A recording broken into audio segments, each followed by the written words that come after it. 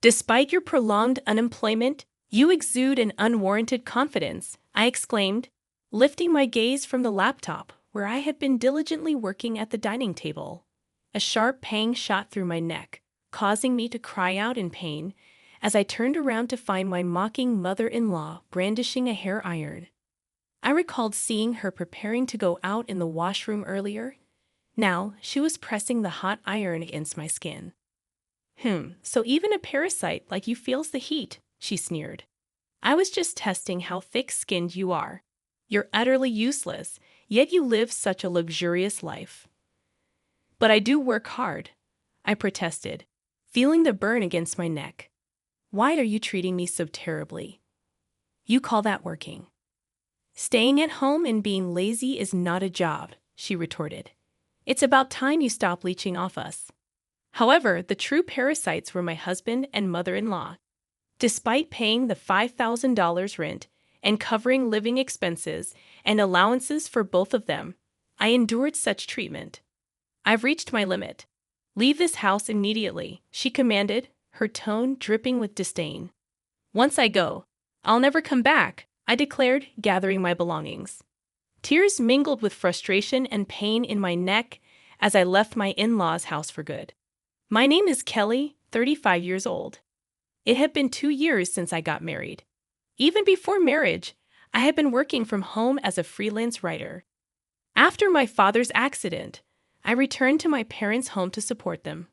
Gradually, I found success as a freelance writer, earning more than I did in my previous job. During a college reunion, I reconnected with Ben, who would become my husband. Despite our differences, we were drawn to each other, and soon we were married. However, tragedy struck when Ben's father passed away suddenly. We moved in with Ben's mother to support her during this difficult time. Living with my mother-in-law proved to be challenging from the start. Despite my efforts to support her, she never accepted me as Ben's spouse. Her constant criticisms and sarcasm wore me down. But despite the hardships, I remained resilient. I packed my belongings and left, determined to build a better life for myself. I pondered Mary's criticisms but obediently responded with a simple yes in the evening. She questioned, "Did you buy these ingredients from that store? How can you make such a meal with ingredients from there?" It was from a nearby luxury supermarket. "I'm sorry if it didn't suit your taste, Mary. It's just a simple salad. Ben likes it, so I often make it. But yes, that supermarket is quite expensive," I explained. My goodness, how embarrassing. Act in a way that doesn't bring shame to our family. You never know who's watching, she sighed deeply, shaking her head in disappointment. In that moment, I made a firm vow to be recognized by my mother-in-law. From grooming to cooking skills, I worked hard every day. However, her critical eyes never softened. Initially, I took her sarcasm and cold words lightly, but they gradually began to feel crushing. I felt invalidated and powerless. I wanted to confide in Ben, but our life together had changed. We used to enjoy our time as a couple daily, but since moving in, our opportunities to see each other had decreased. "Sorry, I've been really busy with work lately," he said tiredly. Hearing this, I felt unable to speak my mind. But being human, I have my limits. I felt the need to share my stress with Ben. "Hey, I have something to discuss," I began. "Oh, I actually have something to talk to you about too. I quit my job 3 months ago." "What? Quit? What do you mean?" I exclaimed. "Don't worry. I've already started another job. Remember the select shop I always wanted to open? I finally launched it. I'm co-managing it with Senior Eric," he revealed. "You never mentioned any of this before," I responded, surprised. Senior Eric, a widely respected figure in our university circle, was admired for his leadership and charisma. He had successfully developed and sold a game app in college and started a startup with friends, showcasing his talents. Ben, in his usual gentle tone but looking slightly guilty, said, "I didn't want to worry you or Mom. I'll work harder from now on. Will you support me?" I was moved by his words yet hesitant. "I'll support you, but about the rent for this house, can you cover all of it?" Ben looked at me earnestly and pleaded, "Please, Kelly. This has always been my dream. It's taking longer than expected to turn a profit. That's why I want to invest more in advertising. I'll definitely get this business on track before we leave here. I need your help to do that." Moved by his passion and earnestness, I couldn't refuse. I could afford the rent with my income, and fortunately, we had some savings. More importantly, I had never forgotten the day I chose to marry him, sharing and empathizing with his dreams and passion.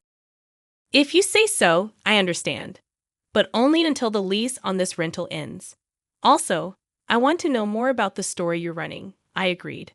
"Of course, thank you," Ben said, showing me the website of his select shop. I was impressed by its charm. "Is there anything I can help with?" I offered, but Ben firmly declined. "I want you to focus on your work, and please don't tell my mother about this." "I don't want to worry her," he requested. Necessarily, with this new development, thoughts of my mother-in-law completely left my mind. I was eager to support Ben's business, but the monthly expenses I had to cover kept increasing gradually. Managing the entire household budget, financially aiding my husband, and even providing an allowance to my mother-in-law became solely my responsibility. My only hope was for the rental contract to end quickly. "Kelly, could you put off your computer work for a bit and do some cleaning? Since you're staying here, you should be more proactive with the household chores," my mother-in-law instructed. I hurriedly replied, "Oh, I'm sorry, Mother. I'll start as soon as I finish this job." "This is your job. Enough excuses. Get it done quickly." "We have guests coming this afternoon. After you're done cleaning, please leave the house," she insisted. My relationship with my unaware mother-in-law remained unchanged over time. On days when she had guests, I always had to vacate the house after finishing the cleaning. It seemed I was bothering her. Fortunately, I could work anywhere with my laptop, which was a small consolation. However, one day held a different outcome.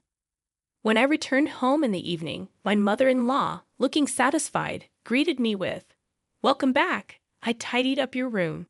Confused, I rushed to my office. The room was indeed tidied, but my belongings were organized. In the center were a large suitcase and 2 duffel bags. "What does this mean, Mother?" I asked. "This room was initially prepared for guests. I can't accept someone with your lack of housekeeping skills using it. If you want to use this room, you'll have to pay an appropriate fee. If you don't like that, leave immediately.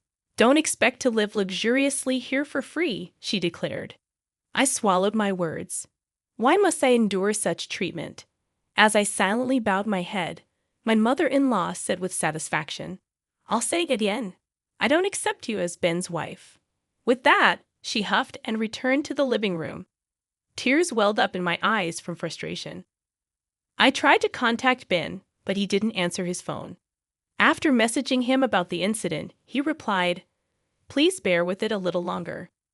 Unable to contain my anger, I poured out everything to Ben when he returned late at night. "Just hold on a little longer. I'm stressed with work too. Don't worry about my mother. It's just a bit more endurance," he said.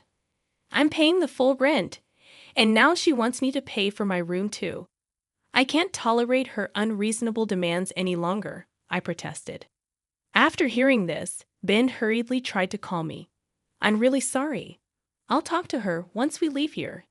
You won't have to see her again. Please just bear with it for a little while longer," he pleaded. "Soon, and then I'll never have to see her again." Ben's words slightly eased my anger. The next day, Ben seemed to be talking to his mother. Before he left, we had breakfast together, but there were no usual sarcastic remarks from my mother-in-law. Since my room was tidied up, I decided to continue working at the dining table. "Are you leaving today?" My mother-in-law's words made me look up from my computer. Instantly, I felt a sharp pain in my neck. "Ouch, that's hot," I screamed, turning around to see my mother-in-law with a smirk, holding a hair iron. "What are you doing?" I exclaimed.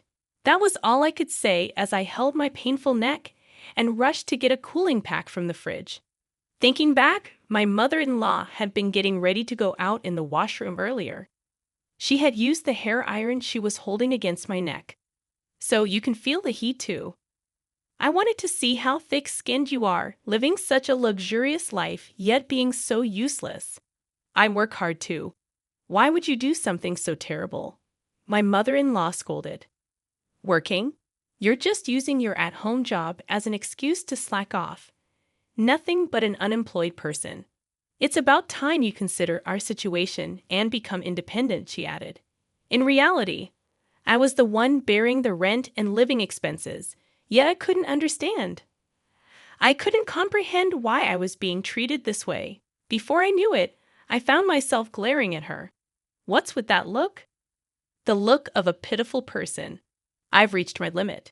Leave this house immediately, otherwise, I don't know what I'll do next. Am I really allowed to leave? I questioned. I won't come back here ever again, you know.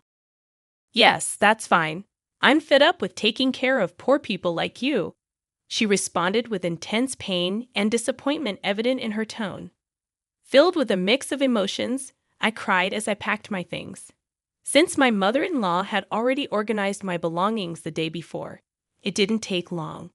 I no longer cared about the fate of this house.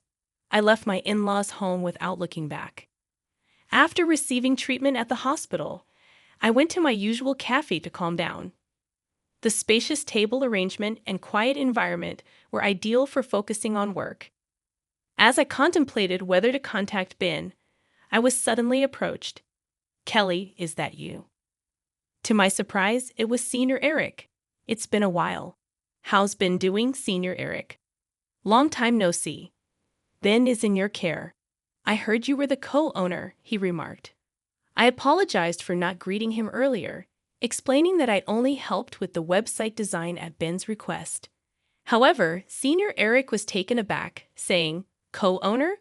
What do you mean? I just helped with the website design on Ben's request. I was shocked, he lied.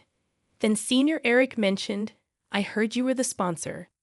This revelation surprised me. Ben had rented a different apartment and seemed to have worked hard for the first few months. However, he had others manage the inventory, shipping, and promotion for the online shop from the beginning. Despite Senior Eric's advice to do it himself, Ben insisted it wasn't the role of a businessman. As a result, there was no increase in foot traffic or sales, only mounting expenses. According to Senior Eric, Ben was now deeply involved in internet business, paying high consultant fees. He was living extravagantly, acting like a business owner and sometimes mistreating his juniors. I was at a loss for words. The reason I had to cover my mother-in-law's allowance was that they had used up my father-in-law's inheritance. Ben's recent requests for financial support were probably because his funds were running low. He hadn't told me about the inheritance, perhaps for that reason. Doubts connected with Senior Eric's words, and everything became clear. I got up, thanked him, and left the cafe. Before I knew it, I was in front of my parents' house. Seeing me with my luggage, my father looked surprised. Tears overflowed as I saw the faces of my parents, who I had been holding back my sorrow from. Tell us what happened. Your mom and I are always on your side, my father said. That's right. You always try too hard on your own. Their warm words made me cry again. Crying, I told my parents everything. The terrible treatment from my mother-in-law and the fact that I was bearing all the expenses for my in-laws' house. My parents were both outraged and cried with me. There's no need to go back to your in-laws' house. Live for yourself from now on, my father said. His words deeply resonated with me. After talking about everything, I felt a weight lifted from my heart. What had I been living for these past months? The only message from Ben was a short one, asking, Where are you now? After ignoring several similar messages, his attempts to contact me stopped altogether. My existence must have been just that insignificant, more than sadness. I felt a firm resolve just by having a meal with my parents. I could feel the warmth of a family. Maybe what I had been seeking were such simple moments of happiness. While staying at my parents' house, I gradually felt like I was gaining myself. About 2 weeks later, Ben called, probably because the rent payment was due. Kelly, Where are you? Have things calmed down with Mom? She feels bad about it. Aren't you coming back soon? He inquired. I'm at my parents' house now. I plan to live here from now on. Your mother said she's tired of taking care of a poor person like me. And I'm not going back. Let's get a divorce, I calmly conveyed. Wait, why divorce? If living with Mom is the problem, let's talk it out. I'm coming to pick you up. Let's talk in person.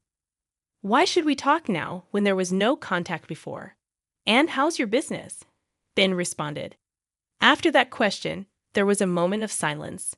Actually, I'm seeking advice from someone knowledgeable in business. There might be a big plan realized next month. That's it. Let's go look for a new place to live before that, Ben suggested. Don't change the subject. You haven't told me anything important. That's why I don't want to talk anymore. I'll write the divorce papers and send them to you, I said and hung up the phone. However, that night, Ben suddenly appeared at my parents' house. I talked to him through the gap in the door with the chain on. Kelly, please don't be mad. Let's go back. Mom feels bad about it. Come on, stop sulking. I was kicked out of the house by your mother. Don't take it seriously. Not take it seriously? Did you know why I left the house? Your mother pressed a hot hair iron against my neck and burned me. I don't know what else might happen, and there's no way I can go back, I explained, showing him the burn mark on my neck. Did Mom really do that? I'm sorry. I didn't know. Why didn't you tell me? Mom told me it was just a simple fight. I'm really sorry. Are you okay? Ben apologized. A simple fight? His flippant words made my anger boil over. I had planned to decide on a divorce without facing him, but my indignation overflowed. I felt the same anger towards both my husband and mother-in-law. I thought of blaming them thoroughly. The outrage in my heart seemed to burn. Anyway, I'm not coming back. You should go home too. I'll contact you again tomorrow, I asserted. Really? Will you actually contact me? I can't accept a divorce without even discussing it. If you don't contact me, I'll come back tomorrow, Ben said before leaving. I prepared and arranged to meet with Ben and my mother-in-law 3 days later in the afternoon. The place for the discussion was a cafe restaurant on the 30th floor of a luxury hotel. On the day, I dressed in a high-end brand dress, revealing my neck and styling my hair up. My mother-in-law looked displeased at the sight of me. Thank you for gathering today. I have reserved afternoon tea, so please enjoy it. I smiled at my mother-in-law and Ben. Ben seemed a bit relieved at my calm demeanor. Soon, tea and small appetizers were served at our table. Before we started eating, my mother-in-law began to speak. Kelly, I'm truly sorry about last time. I was wrong. Ben scolded me harshly. You'll forgive me, won't you?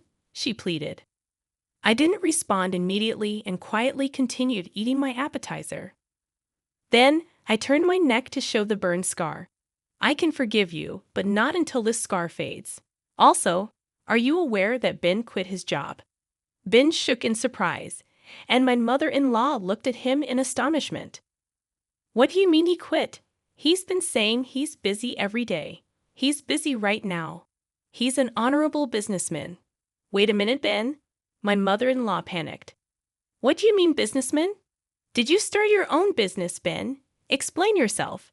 As my mother-in-law interrogated him, I smiled contentedly while watching Ben struggle to make excuses. At that moment, the tea stand was brought to our table. I enjoyed the delicious-looking sweets while watching Ben and my mother-in-law argue. The view from the luxury apartment was great, but the view from this 30th floor cafe was also special. By the way, Ben, what have you been engrossed in lately? I inquired. I heard from Senior Eric that you quit the select shop.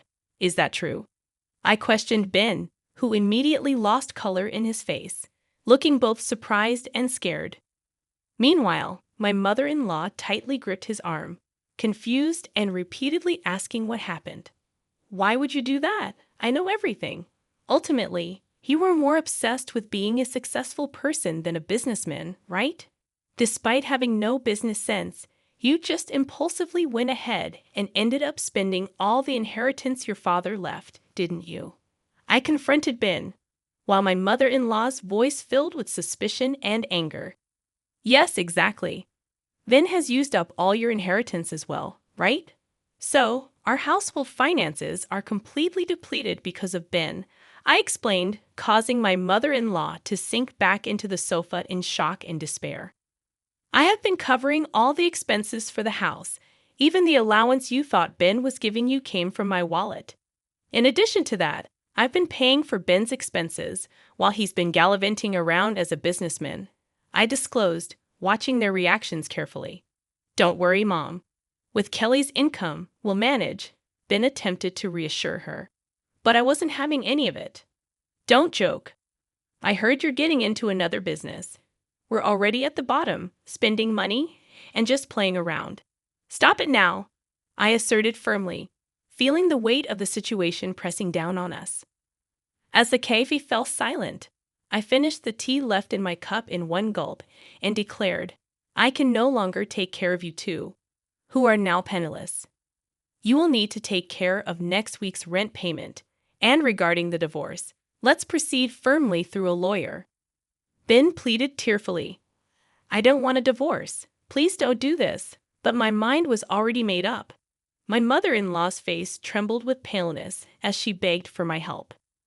You said before that you didn't accept me as family, didn't you, Mary? As compensation for the burn, I would like you to start with this payment. I hope you still have this allowance, I stated firmly, leaving the two of them in the hotel. Ben remained silent, ultimately saying nothing. Looking up at the high-rise floors from the ground, I hoped they felt the sensation of being cast down from heaven to earth, marking the end of my revenge. Afterward, we got divorced. Ben resisted at first, but when I threatened to report my mother-in-law to the police, he quickly agreed.